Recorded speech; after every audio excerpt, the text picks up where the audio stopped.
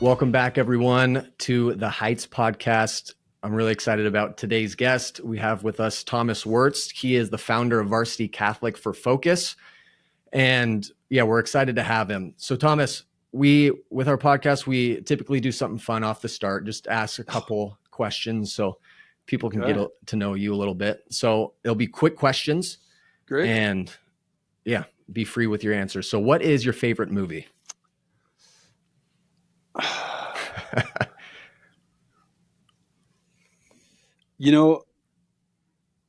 I'll probably say Born Identity. Okay. The Bournes are great. Not Supremacy, not all. Okay. The Bournes. Yeah, no, but you got to stick with the first one. That's a hard question these days, but let's go with that. Okay.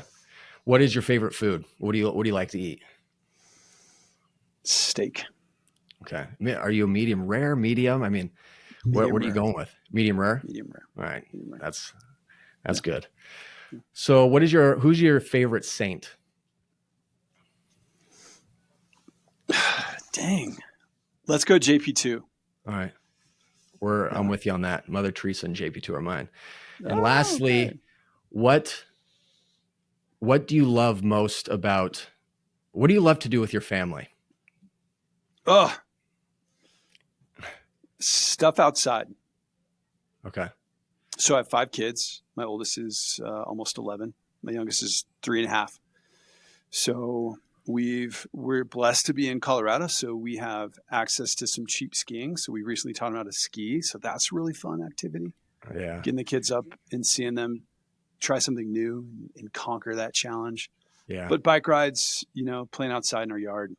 And then inside we enjoyed movie nights and stuff like that. Cool. But awesome. Anything that's active, I think is just fun, from making muffins to skiing in the Rocky Mountains. So yeah, we don't have that in Nashville. That's the one thing I miss. I'm like, I need to get out west again. I miss the mountains and skiing. It's crazy. It's not easy to take 5 kids skiing. There's certain things that make it affordable, for local residents. But it's spectacular, just the beauty, the grandeur of the mountains, and just being physical. And again, seeing your little kids figure out how to do something that can be intimidating. So you need to come out and get up on the mountains. Yeah. Maybe I'll check out. Does Denver have some good ones in the area, or do you have to drive pretty far? I mean, an hour to an hour and a half. You're in great skiing from Denver. Yeah. Okay. So it's easy. Cool. Yeah. So today in the podcast, we're going to be talking about the masculine heart, and we're going to be talking about athletics, virtue, masculine virtue. Thomas does work with athletes. So we want to highlight that today, and stay tuned for the women. We're going to be talking with Samantha Kelly with Fierce Athlete. She does a lot of ministry with theology of the body and women's sports. So today I'm happy to talk with Thomas about more the men. So Thomas, I'd love to just share with the listeners a little bit, maybe more about you, how you got into Focus and what made you feel drawn to start, Varsity Catholic, and give us a little background with that. Yeah, I mean, I'll go quick, and then if you want fillers, sorry, I just rocked my screen. We'll do that. So I was finishing my junior year of college, living apart from the Lord, living the typical secular life that a college student, can be without money, right? But living the life that college kids typically live. And it was very frustrating and very empty. And it took me 3 years of doing that in college to recognize that. And so my senior year, right before my senior year, I decided I'm going to walk away from all that, all the parties, all that stuff, and try to live a Catholic life. And stepped in, and Focus had just started. So this was in probably 2000. Focus started in the spring of 1998. And my brother was one of the first students involved. And so he was there at Benedictine College, where I had transferred into. And so it was right in front of me. It was easy for me just to step and get involved. And I did, got back to confession. And at the time I was thinking I wanted to do med school, and playing around with doing Jesuit volunteer corps in Latin America, learning Spanish, doing something like that before trying to go on to med school. But then I realized that spiritual poverty that I had just come out of, and some of my friends were still in the midst of, was an area I wanted to speak into and serve and address And that came to the surface. And then seeing the Focus missionaries, my brother, other men, I realized I also didn't know much, even though I went to Catholic school my entire life. I realized I really don't know anything about it, for what that's worth. And most of that's probably my fault, that I wasn't paying attention, wasn't trying to learn.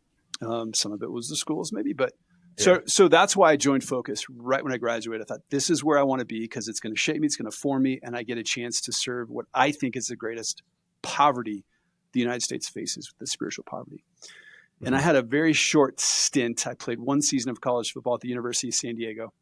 Came out of Phoenix, came out of Jesuit high school, did really well. And then went to University of San Diego, flopped, failed, crashed, burned. That's why I ended up in Atchison, Kansas. And so as I was doing my time as a Focus missionary, I always had a heart for the athletes from day one. And I think it was my first or second year on staff, I elbowed Curtis Martin, who started Focus, now still currently runs Focus. And I said, we should do something for athletes, because the Protestants have been doing it for decades. And he just looked at me and said, probably elbowed me back and said, great, why don't you start it? And I said, no, thanks. I'm doing 2 years, 3 years, and I'm gone. I'm going back to grad school, whatever it is. Mm-hmm. After 4 years on campus, Focus said, hey, we're helping to launch this thing called the Augustine Institute. We want you to be in the first graduating class. We want to give you a scholarship. You come out to Denver, study for 2 years. And while I was doing that, I had committed to serve Focus once I graduated. And at that point, as I was approaching graduation, I thought, man, this is a great time to try this athlete piece of Focus, an intentional effort to reach college athletes. And so when I graduated in May, I then just, with consulting Curtis and the board and certain things in Focus at that time, and Father Mattia, who was the chaplain of the University of Nebraska in Lincoln, mm-hmm. moved from Denver to Lincoln, Nebraska, and spent a year just kind of trying to figure out with a couple other missionaries how to reach athletes. And mm-hmm. now we're over 100 campuses, and God's doing some cool things. So, wow. So I just want to ask real quick, what position did you play? Or you said football? Only the best, quarterback. Yeah. Okay. Yeah. Cool. Yeah. Did you play other sports or just football? In high school, just football, and then college. And then when I transferred to Benedictine, I played rugby, which was a lot of fun. If you've ever played, that's a really neat sport. I'm not. I'm a golfer, so I'm not much of a football guy. No way. I suck at golf, and so I decided to quit because it's expensive and it takes a lot of time. And when I started having kids, I was like, I'm not good enough to spend time doing that, and it's going to take a lot of time and money to get good enough to do that. That's true. So that's true. I hung up the clubs, but that's awesome. Yeah. Golf is a great sport. I just suck at it. So anyways, so as a quarterback. Cool. So when you started Varsity Catholic, started to really engage with athletes, what did you see? Was it similar across the board? Like if you just look at, athletes, it could be even Greek, it could be just the normal person who's not involved with anything. Do you see the struggle differently with athletes? Maybe even differently between women and men, those that you encountered? Maybe speaking to what you have seen and what you continue to see today as a big struggle with people on college campuses who are athletes. That's a great question. Very, very insightful question. I think the athletes struggle differently because they spend 20 to 40 hours a week doing something related to their sport. And there's an expectation put on them by a coach, by peers, by the athletic department. And I think that creates something that's very unique for a college student. College students, they have pressures, academic pressures. If they're on scholarships, they might be in clubs. They might be involved in certain activities that bring pressures. But many of those activities are easy to step away from. It's just a choice to be involved in certain activities. And sport, yes, there is a choice to be involved in it, but I think it's a harder choice to step away from because it's rooted more deeply in how we identify ourselves, which is not necessarily a good thing, but it's something that college athletes have been involved in for years. They've created a sense of self-worth around how well they achieve in sports. And so when they step into those 20 or 40 hours a week, it's not just a job. It's not just a club they're involved in. It's a lot of work physically and emotionally, therefore psychologically. So I think it can be a very heavy burden that we don't see, especially if Division I athletes at these big programs. We just see, oh, you're amazing. You're so athletic. You can do amazing things. You're on TV. You get money. You get really cool stuff. Now with NIL stuff, you actually get a lot of money, but you get really cool gear. All these different things that we see. We're looking at the athletes like, wow, I wish I was you. Mm-hmm. But it is a heavy burden and also a lot of heavy temptation, right? And especially the men, the hedonism in a lot of college athletics is thick. Mm-hmm. And so I think it is just a different existence. Again, a lot of those pressures to focus on some of the things that I think we need to have some sympathy for some of these athletes. I mean, D1 athletes that get death threats, right? Mm-hmm. Especially quarterbacks of big time programs or some of these bigger positions.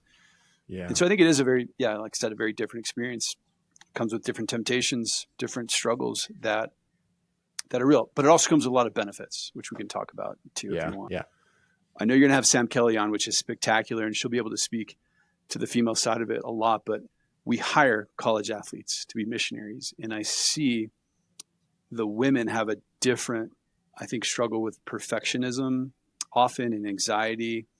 And I think this speaks to, there's pros and cons, right, to it, but athletes come from a very tangible world. They achieve something that's very tangible. There's a scoreboard, there's a time, there's, I know my stats, right? So I see the world and I know if I've achieved success or if I've not achieved success. When I achieve success, I feel better. My self-worth is attached to that, which is bad, but it's very tangible. They step out of that world, especially as a missionary, and you work with people and nothing's tangible, right? You don't know what people are thinking, what people are going to do, if they're going to say yes or no when I invite them, when I reach out to them, when I share the gospel with them, when I invite them to a Bible study. And so it's I think some of our women really struggle with that, which is understandable. But they struggle differently than the guys. So it's fascinating. Men and women are different. And I'm sure there's a lot that Sam Kelly could speak into that. But yeah, so I do see a difference even in the genders. So. Okay. What do you see maybe with the men? I think the men at the college athletes, a lot of different things. One of the things that I see is a self-reliance that is hard, especially some of these top D1 athletes that have this perspective that I have gotten myself to this level of success. I don't need anything else. I remember there's one of the starting quarterbacks at one of the schools I worked at had this sense very, at least that's the perception I got from him. Every time I'd invite him, he was a Catholic kid. Every time I'd invite him to Bible study, he's like, I'm good. And we know he's not. We know none of us are good apart from Christ, right? Yeah. In that real sense. But I think they work. They have this athletic ability just that they've been given, but they do work hard. So I think that self-reliance is one of the things that I think can be very, very difficult to break through. That I don't need anything else. I'm good. Yeah. I've done this myself. And then just obviously the chastity issues with guys that are seen as demigods, right? Or have a big platform. To say no to the women that want to be with them is just a hard thing. So chastity is one of those things. Yeah. But there's tremendous opportunity in a young man that has an athletic, that is involved in athletics. Because it's also a school for virtue. Pope Pius XII called it. And so I think there's also so much good. Yeah. Yeah. It makes me, the self-reliance aspect, and even like, I think in the masculine heart, there's a sense of wanting to, women too, but to achieve, to work hard, to build something, to achieve something. And, I think a lot of guys, I'm thinking of just scripture of, husbands love your wives, wives respect your husbands. And that there's, whether it's athletics, whether it's a career, is that men want to achieve something to where they're respected by other men, by other women. And, that could play a role in guys in athletics. I actually know a couple Division I athletes, and I worked at Washington State University with some of the athletes there, and kind of what you're saying, a lot of them, it's just like, this is my identity. And if I lose, my identity's crushed. And I love sharing this short story, but there was the kicker for Washington State. He started to get involved in the church and working with the priest and his interior life. And he was second string. And when he got in to kick, or he was just getting so nervous and just like anxious. And the priest said, every time you kick the ball right before, announce out loud, I'm a beloved son of the Father. Let's go. Announce it out loud. So the starting kicker gets hurt and he gets in. So he's playing for the rest of the season and he announces it out loud before he kicks. And he won Pac-12 kicker of the year. And it was just, you could just tell their performance began to improve because there was greater freedom in having their identity rooted. Yep. Could you, maybe you've experienced, I mean, you probably experienced way more than I have with working with, male athletes, and you see kind of like what you said, like either I'm good, I got it all together, I'm the best, or you see them where they get crushed because their identity is so deeply embedded into sport and achievement. Is there a person, maybe even a couple people in mind where you saw this radical transformation of this incredible athlete who was just getting beat up, didn't know where to find his identity, encountered Christ and his true identity, and you saw the outcome? Is there anyone that comes to mind? Or Oh, that's a great question. I should have had one thought about. I know on the negative side, one of the guys I was leading in Bible study, starting defensive end, went through an injury that put him on the sideline for just 3 weeks. It wasn't a career-ending injury. It wasn't a season-ending injury. It was just 3 weeks. And his life spiraled in those 3 weeks. Stopped showing up to Bible study, broke up with his longtime girlfriend, just was a mess because he no longer was on the field. And then I know that there's a number of stories, as to your point, of the freedom, and we had an All-American gymnast, so not a male, but a female, but it's still a great story. 2-time All-American. And this was one of the big transformational things. I just know this student athlete better because I was walking with her, in a sense, on the campus. Had that realization that I'm a daughter of God. And your point, the freedom, like that the pressure, all that psychological, emotional stuff I mentioned earlier, when you recognize I don't have to achieve to be worth anything. I want to be excellent, but in the end, if I don't, I'm not worth less. And that's a huge, huge fundamental truth that if all of us, non-athletes as well, right? If we don't understand that, so much of life will be just wrecked with suffering and confusion and despair even, right? And a lot of men, we still like to achieve in the workaholics, all that kind of stuff. You see it, dads that are absent because they're trying to find their identity and how fast they can climb the ladder, or how many Jaguars they can drive, or whatever the heck the car is that people want to drive. So I think it still is there in so many of us, and to recognize, gosh, while I want to be excellent and glorify God, I first have to understand and find that freedom in I'm a son of God. That's where my worth is. I'm loved by my Father. Everything I do hopefully glorifies Him. But if I fail, it's okay. I learn. I get back up. And there is tremendous freedom in that. And I think that's one of the most profound truths that all of us can and should hopefully learn and live by. Mm-hmm. So, how does one get to that place? Because is it simply just, hey, you need to root yourself more in prayer and immerse yourself more in the Word of God? Because a lot of people will say, not a lot of people, but I'm just thinking for myself, where I know my worth, I know in my head, my worth is not my career, only He's the one who tells me, who I am. Like, I'll know practically, what would you advise someone to immerse themselves to where they just know in their hearts, my worth doesn't change based off of what I do. But yeah. I mean, for guys that are adults, that's just, you have to listen to that truth and explore where you don't believe that truth. So yeah, prayer is always the answer, like deepen your prayer, right? So yes, but explore that in your prayer. Like what part of that don't you believe? right? Where are you afraid? Where do you find that pressure? And explore those dark areas and bring those to the light, bring those lies to the light. You know, obviously if you're young, if you're a dad for your kid, don't just pat him on the back when he achieves something. Commend him for his effort. Like, man, you tried so hard. That was so cool seeing how hard you tried. Not like, man, that goal was so amazing.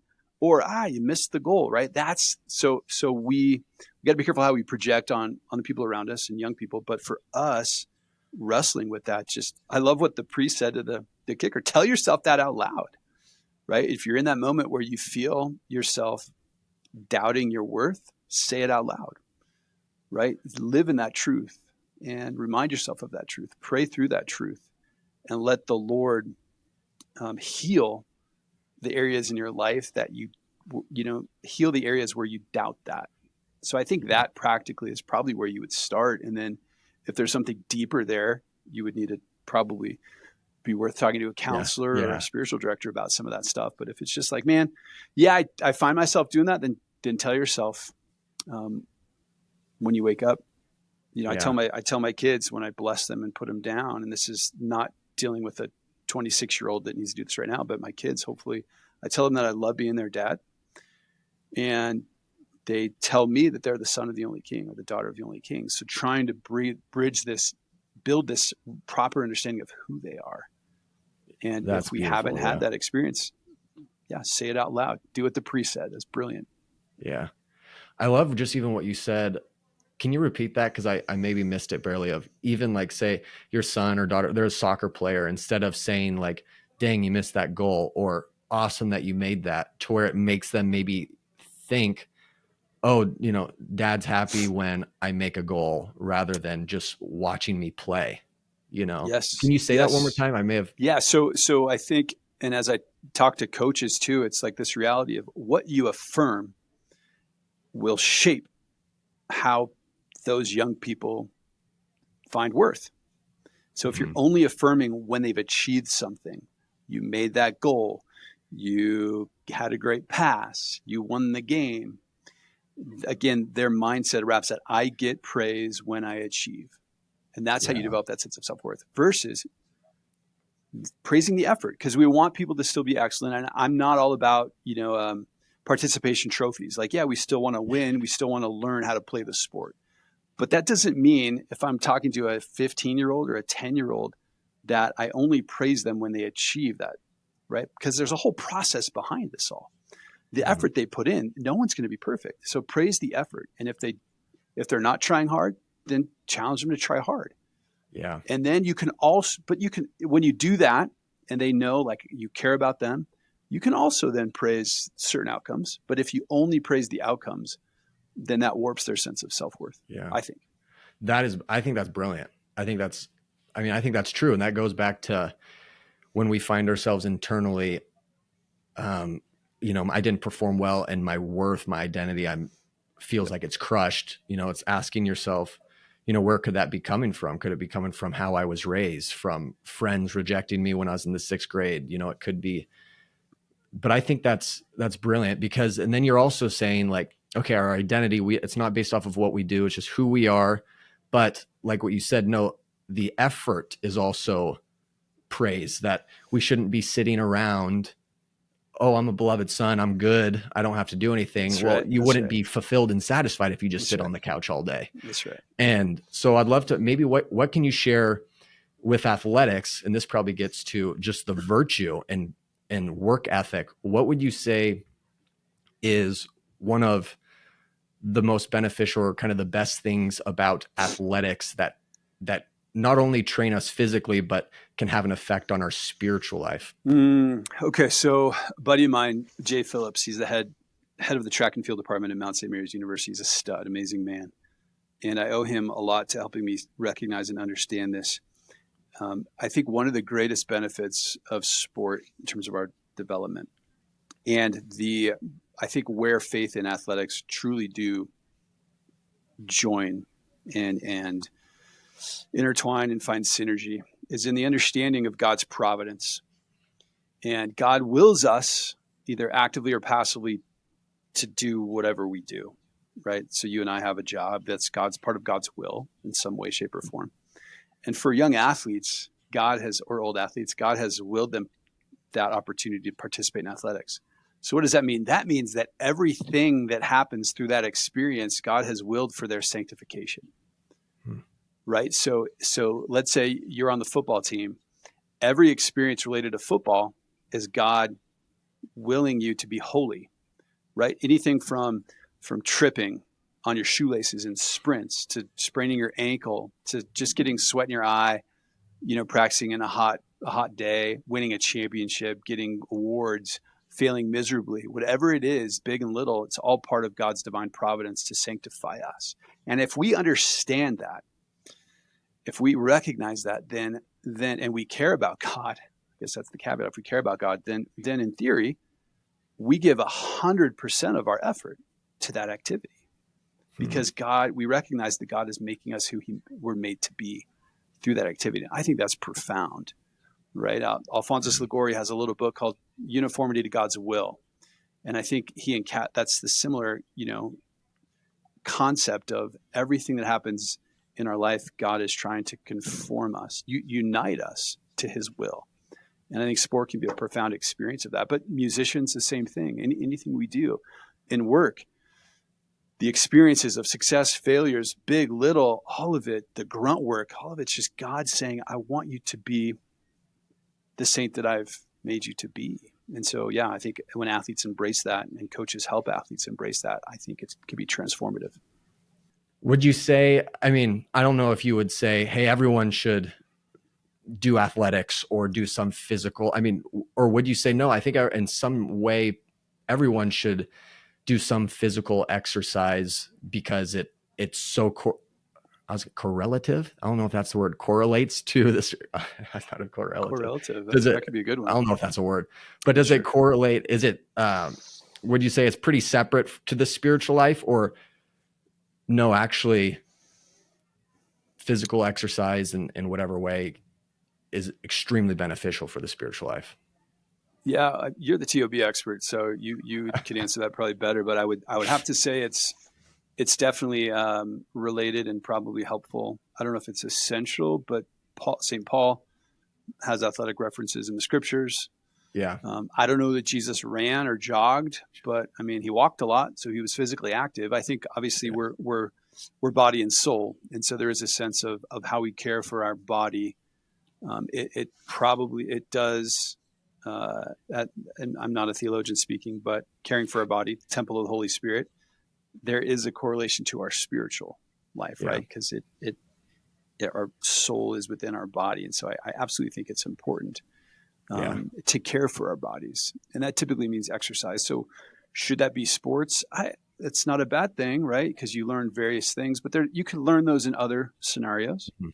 But I think trying to be physical, and you run a podcast. I'm a co-host of the Man Catholic podcast too, and we've talked about how men should be physically active because we're supposed to, in a lot of ways, not just because of our body as a temple of the Holy Spirit, but I love Genesis 2:15, where God tells Adam to guard and till and keep the garden, and digging into that, the Hebrew of that, and this idea of shamar, to guard and protect, that we're actually meant to be physically protectors.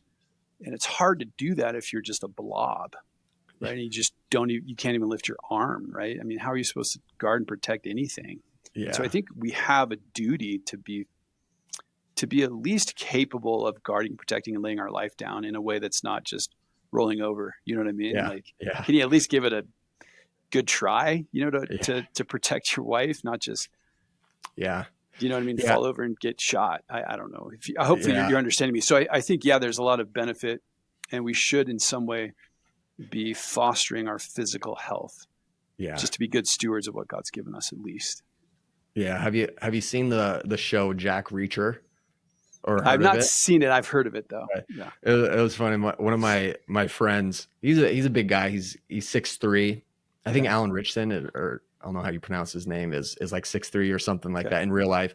But he was telling me, and my friend's like 240. He's like, he's like 230 right now. But he's like, boy. I'm gonna get But he became a dad, and he said he gained like 30 pounds through that. But he was watching the show, and he's like, I want to look like that. And I don't think there wasn't any vanity in there, but he was just more of like, I want to be strong, so that I can protect my family is what he summed up. And I think, I think that's important for a man. Women would say that, like, yeah, I would want a man who, if something happened, that he would be physically able to protect me. So, what would you say, maybe speaking to, just as we kind of conclude here, what would you advise men right now if they want to be stronger and, first off, interiorly with virtue? Is there any practical, quick advice that across the board in your own work and your own mission work that you give to men who want to make a commitment? Okay, I want to be a strong man. I want to be a good man. What would be, some practical advice for them? It's a great question. I wrote one of my books called Pursuing Freedom. I kind of hit on this a little bit, and I talk about, again, Genesis 2:15, and I don't call it the masculine genius, but if you've heard of the term feminine genius, JP2 never coined a masculine genius, but I think Genesis 2:15 kind of hints, at least at that idea of guarding, protecting, that we have testosterone, we're bigger, faster, stronger than the other gender, because that's a piece of what we're supposed to do, how we engage, how we initiate, how we just engage with the created world, not just in the physical act, which is clearly how we initiate and engage, right? But you're a TOB guy. So I think there's an element of that. And then just looking at, where do men typically fall short? Where do I typically fall short right now in virtue? Because we can study the cardinal virtues, which is beautiful and great, and say, I should grow in all these virtues. Or we can look and say, man, where am I actually struggling? And to help us understand that, I love pointing guys to the lives of the saints. And so that gives us a little bit of an incarnation. Christ obviously is the perfect model for us. But if we want to look at a more maybe fleshed out life, in the sense of where we know more about what happened in their life, because we only have 3 years of Christ's life, right? The lives of the saints, I think, can be very important for us to help us self-examine and do an examination of conscience in certain areas. Maybe humility is where I really need to grow. Maybe chastity is where I really need to go, because I just can't stop staring at that girl's, behind, or whatever it is. Yeah. Or maybe it's I try to grasp control of everything in my life, so I really need to understand surrender and look at St. Joseph. So I think that's practically is a great place to start, is to get really specific. Okay. Look at your life. Say, okay, I don't know. I'm sure I can grow in every virtue, which we probably all can. But where can I start? And ask a friend. If you're have a good enough friendship, you're like, hey, where am I? Am I a jerk? Am I, in which way am I a jerk? Like, to kind of focus on one or two virtues at a time, and just start growing. And there's so many practical, guides out there, different books on virtues that I think can be very helpful too. Yeah.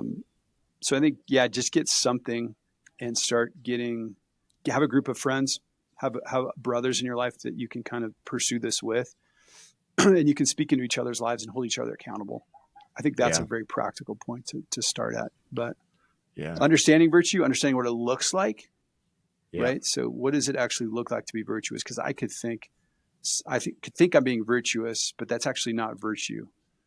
Does that make sense? So I think lives of the saints or other men in our life, that mentors, that kind of stuff, can help us. So we have the proper vision practically. And then it's just a matter of, great, what are the certain things I need to do to get there?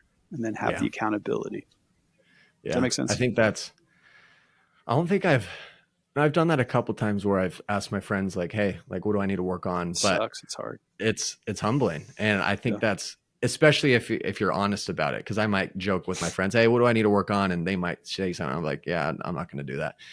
But to actually someone you trust and just, hey, I need a pulse check of where I'm at. And I love the specifics of, I could write down all my mess and all my vices, but it's like, okay, what's maybe one that's weighing me down, weighing others down, that I can focus. Would you recommend that, focus on one particular vice that you might see that is weighing others down or yourself down, and focus on that? And that seems to make sense. One or two. I mean, because you can't do all, 100 different virtues and sub virtues at the same time. Yeah. I mean, God can God can do that with his grace. Yeah. But you don't want to overwhelm yourself either, you know? Yeah, that's true. So Yeah. I like it. So- Just wait till you get married, Brendan, because your wife will help you answer that question Yeah. frequently, which is great. Yeah. We all need that. So yeah, cool. Well, Thomas, what could you say a little bit more about your books of where they could find those, and if there's any other information of Sure. the work that you're doing and how they can get involved? Yeah. So varsitycatholic.org is where, it's tell you a little bit about our athlete outreach that I founded within Focus.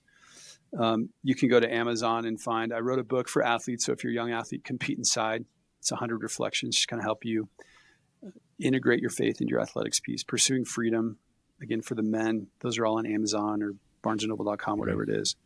And then Man Catholic podcast, two of my buddies, we do that too. So we're excited to be on your podcast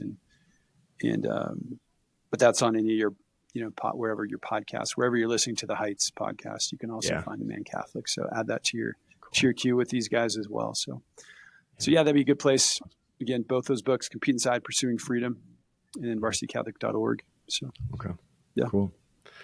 Well, thank you, Thomas. And thanks for your work. And it's so important. And thank you for your time. It's great to be with you. Amen. Thank you.